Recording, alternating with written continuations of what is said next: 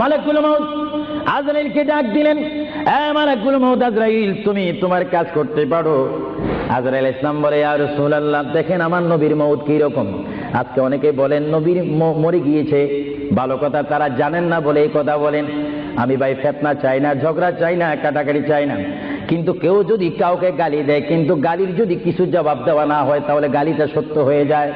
এই জন্য মাঝে মাঝে আমি কিছু বলি, কিন্তু ঝগড়া করা আমাদের ইসলামের দায়িত্ব নয়।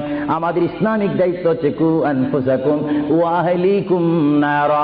আল্লাহ বলে, বান্দারে তুমি নিজেই জাহান্নামের আগুন থেকে বাঁচো, তোমার আহলকে, তোমার জাতিকে, তোমার দেশকে বাঁচাও। তুমি নিজেই জাহান্নামের আগুন পছন্দ করো না, কেউ যাক সেটাও পছন্দ করো না। নিজেও জাহান্নাম থেকে মুক্তি পেয়ে জান্নাত অবস্থান করো, অপরকেও জান্নাতে যাওয়ার দাওয়াত দিয়ে দাও। জোরে বলেন সুবহানাল্লাহ।